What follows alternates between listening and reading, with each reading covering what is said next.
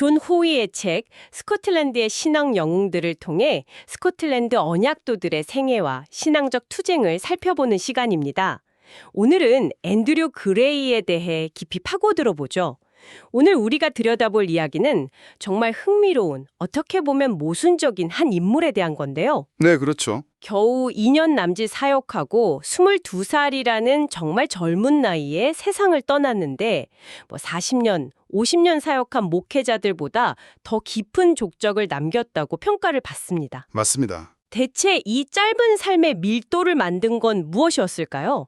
오늘 이 자료를 통해 그 비밀을 한번 추적해 보겠습니다. 네, 바로 그 지점이 앤드류 그레이를 이해하는 핵심이라고 할 수 있습니다.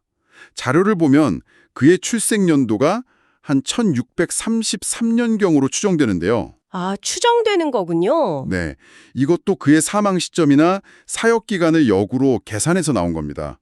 20살이 채 되기도 전에 목사 안수를 받고 글래스고에서 사역을 시작했거든요. 20살 전에요. 그렇습니다.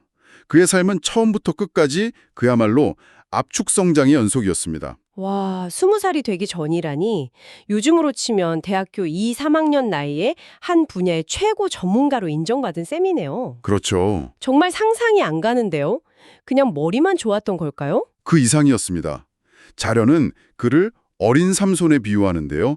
아주 일찍부터 하나님의 영이 그를 강하게 움직였다, 이런 뜻이죠. 아하, 지적인 능력은 기본이었고요. 그 위에 나이를 초월한 어떤 영적인 깊이, 또 인격적인 성숙함이 더해졌습니다. 그렇군요. 당시 교부였던 나지안주스의 그레고리우스가 위대한 바실리우스를 평가했던 말이 그에게 딱 들어맞는다고 자료는 기록합니다. 나이를 뛰어넘는 학문, 그리고 그 학문을 뛰어넘는 인격의 견고함. 아, 그러니까 주변 사람들이 그의 나이를 의식할 수 없을 정도로 그릇이 큰 인물이었다는 거군요? 네, 맞습니다. 그러니 교회의 그 엄격한 규정에도 불구하고 그토록 이른 나이에 글래스고의 주요 교회 중 하나인 아우터 하이 교회의 목사로 청빙될 수 있었겠네요. 바로 그렇습니다. 그의 비범함은 누구도 부정할 수 없는 수준이었던 거죠. 그리고 그 평가는 사역을 시작하자마자 곧바로 증명됩니다. 맞아요. 그 부분 정말 놀라웠습니다.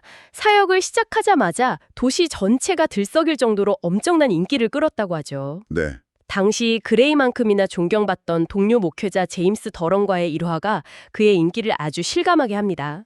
그 유명한 일화죠. 어느 주일 아침 더럼이 자기 교회로 가는데 평소와 달리 거리가 한산하더랍니다. 네, 그래서 의아해하는데 저 멀리 그레이가 설교하는 교회 쪽으로 엄청난 인파가 몰려가고 있었던 거죠. 그렇죠. 이걸 본 더럼이 그레이에게 이렇게 인사를 건넸다고 해요. 형제요, 오늘 장신교회는 10,000원이겠군요. 보통 사람 같으면 좀 으쓱했거나 아니면 겸손한 척이라도 했을 텐데 그레이의 대답이 참 인상적입니다. 뭐라고 답했나요? 아닙니다, 형제요. 당신을 떠나 제게로 오는 그들이 어리석은 겁니다. 라고 답했죠. 와, 스스로를 한껏 낮춘 대답이었는데 여기서 더럼의 반응이 이 이야기의 핵심입니다. 저라면 질투심이 조금이라도 났을 것 같은데 더럼은 어떻게 반응했나요? 더럼은 이렇게 답했습니다. 하늘에서 주시지 않으면 아무도 이런 영광과 성공을 얻을 수 없습니다. 저는 그리스도가 전파되고 그의 나라가 확장되는 것을 기뻐합니다. 그리스도가 전부가 될 수만 있다면 저는 아무것도 아니어도 만족합니다. 와, 정말 대단하네요. 네, 이 대화는 단순히 두 사람의 겸손함을 보여주는 일화가 아닙니다. 당시 동료들조차 그레이의 사역을 이게 인간의 능력을 넘어선 신적인 권위가 함께하는 현상으로 받아들였다는 걸 보여주는 중요한 증거죠. 그러게요. 더럼이라는 인물도 정말 대단합니다.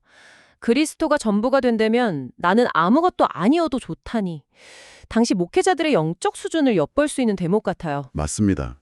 그렇다면 모두를 사로잡았던 그의 설교에는 대체 어떤 특별함이 있었을까요?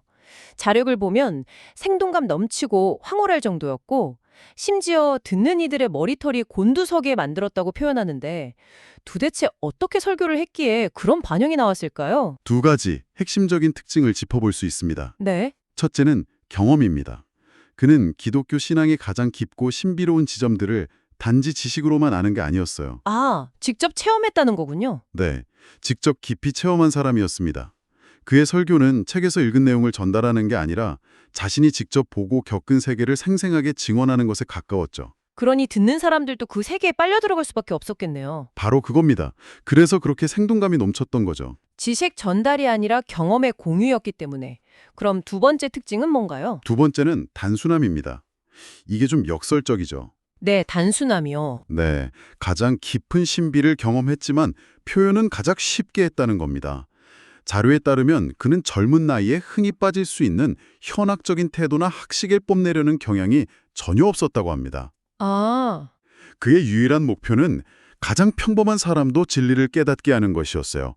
특히 죄인들이 스스로 얼마나 위험한 상태에 있는지 직시하게 하고 유일한 구원의 길인 그리스도를 붙들도록 설득하는 데 설교의 모든 초점을 맞췄습니다. 깊은 연적 체험을 가장 쉬운 언어로 풀어냈다.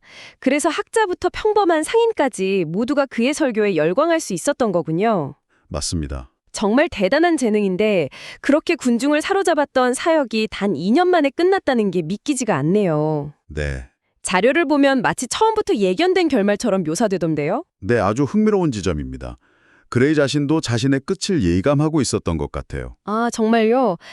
그는 종종 22살이 되기를 갈망한다고 말했다고 해요. 그때가 되면 이 땅의 모든 수고를 마치고 주님 품에서 영원한 안식을 누리게 될 것이라는 강한 예감이 있었다는 거죠. 와, 실제로 그의 설교에는 우리가 하늘의 유업을 받게 될 그날이 언제 올까와 같은 기로가 자주 등장했다고 합니다. 마치 자신의 운명을 알고 있는 사람처럼 말했네요. 실제로 죽을 고비도 넘긴 적이 있었다면서요. 그렇습니다. 던디로 항해하던 중에 배가 거대한 파도에 휩쓸려서 침몰 직전까지 간 적이 있었습니다. 어이구. 모두가 죽음을 각오한 순간에 극적으로 구조되었는데 이 경험은 훗날 그의 삶과 사역에 아주 중요한 감사와 간증의 주제가 되었다고 합니다. 그런 경험들이 그에게 삶의 유한함과 영원에 대한 갈망을 더 깊이 새겨주었을지도 모르겠네요. 네, 충분히 그럴 수 있죠. 그렇게 짧은 시간 속에 정말 많은 일을 겪었네요. 그런데 그의 강렬함은 단지 설교에서만 드러난 게 아니었습니다. 맞습니다. 당시 스코틀랜드 교회를 뒤흔들었던 아주 민감한 정치적, 신학적 논쟁의 한복판에서도 그의 신념은 아주 확고했죠. 네, 바로 공적 결의안 문제입니다. 이 문제를 이해해야 앤드류 그레이라는 인물의 강직함을 제대로 볼 수 있습니다. 공적 결의안이요? 그게 정확히 어떤 내용이었죠? 이게 뭐냐면요. 당시 스코틀랜드가 잉글랜드의 올리버 크로멜과 전쟁에서 패배한 상태였습니다. 그래서 흩어진 군대를 재건하기 위해 과거 교회를 핍박했던 찰스 2세의 왕당파와 손을 잡자는 현실적인 타협안이 교회 내에서 제기된 겁니다. 아, 국가적 위기 상황에서 나온 일종의 현실적인 대책이었군요. 네, 그렇게 볼 수도 있죠. 충분히 그럴 수 있다고 생각할 수도 있겠는데요. 하지만 그레이 같은 강경파 언약도들에게는 절대 받아들일 수 없는 문제였습니다. 그랬군요. 그들에게 이것은 신앙의 원칙을 정치적 이득과 맞바꾸는 일종의 배교 행위였어요. 어떤 상황에서도 불의한 세력과 타협할 수 없다는 것이 그들의 신념이었죠. 아, 여기서 그의 타협 없는 모습이 선명하게 드러납니다. 심지어 그가 종용했던 동료 더러움은 이 결의안에 대해 비교적 우호적이었는데 이 문제에 있어서만큼은 더름과도 분명하게 의견을 달리했습니다. 신점 앞에서는 존경하는 선배도 예외가 없었군요. 임종 직전의 더럼과 나눈 대화가 그의 이런 태도를 아주 압축적으로 보여주는 것 같아요. 맞습니다. 그가 병상에 누워 죽음을 앞두고 있을 때 더럼이 찾아와 조심스럽게 물었습니다. 이제 마지막 순간이 다가왔는데 공적 결례안에 대한 생각에 변화는 없으신가요? 네. 그러자 그레이는 아주 단호하게 대답했다고 하죠. 저는 이전과 생각이 같습니다. 오히려 이 결의안에 대해 공개적으로 더 강하게 반대하지 못한 것이 제 평생의 큰 후회입니다. 와, 죽음의 문턱에서도 조금도 흔들림이 없었네요. 그렇죠. 그 말을 들은 더럼의 충격이 컸겠어요? 엄청났다고 합니다.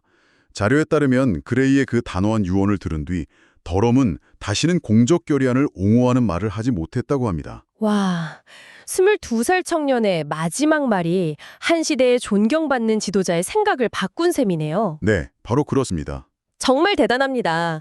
그런데 이렇게 신념이 강한 사람은 자칫 좀 차갑거나 독선적으로 보일 수 있잖아요. 그럴 수 있죠. 그런데 그의 개인적인 인품은 정반대였다는 기록도 아주 흥미로웠어요. 네, 그게 바로 앤드류 그레이의 또 다른 놀라운 점입니다. 그는 공적인 영역에서는 불의와 절대 타협하지 않는 불꽃 같은 사람이었지만 사적인 관계에서는 누구보다 온화하고 따뜻한 사람이었습니다. 아, 그랬군요. 잔류는 그를 사랑 많은 남편이자 상냥한 친구였다고 기록합니다. 대화할 때는 늘 쾌활하고 유쾌했으며 도움이 필요한 사람을 보면 그냥 지나치지 못하고 기꺼이 돕는 인물이었다고 해요. 강직함과 온유함, 이 양립하기 어려워 보이는 두 가지 덕목을 완벽하게 갖춘 사람이었네요. 네, 바로 그런 인물이었습니다. 앤드류 그레이, 정리해보면 천재적인 지성, 영혼을 뒤흔드는 설교, 그리고 불의와 타협하지 않는 불굴의 신념, 이 모든 것을 22회의 짧은 생에 모두 보여주고 떠났네요. 그렇습니다. 그의 설교집이 오늘날까지도 남아서 성문에서 그를 칭찬하게 한다는 자료의 표현이 정말 와닿습니다. 그의 마지막 순간을 보여주는 짧은 편지 한 통이 남아 있습니다. 워리스턴 경에게 보낸 편지인데요. 네. 극심한 열병으로 고통받는 와중에도 그는 자신의 연약함을 솔직하게 드러냅니다. 저의 이 연약한 상태를 하나님께 아뢰어 주십시오. 제 부르짖음과 탄식에 귀를 막지 말아달라고 간구해 주십시오. 특히 예레미야가 3장 56절 말씀을 인용하면서 기도를 부탁하는 모습에서 마지막 순간까지 그가 의지했던 것이 무엇이었는지 분명히 알 수 있습니다. 네, 마지막까지 자신의 힘이 아닌 더 큰 존재에 대한 믿음을 붙들고 있었군요. 오늘 우리가 살펴본 그의 전기는 이런 문장으로 당대의 다른 목회자들에게 아주 날카로운 질문을 던지더군요. 네, 그렇죠. 이 아주 젊은 목회자의 모범이 오랫동안 사역했지만 그의 수고와 성장에 한참 못 미치는 많은 이들에게 얼마나 큰 경고와 책망이 되는가. 오늘 이 이야기를 들으신 여러분께도 마지막으로 생각해볼 질문을 남겨봅니다. 한 사람의 영향력은 살아온 시간의 길이로 측정되는 걸까요? 아니면 주어진 시간의 깊이와 밀도로 측정되는 걸까요? 앤드류 그레이의 삶은 이 질문에 대해 깊은 울림을 줍니다.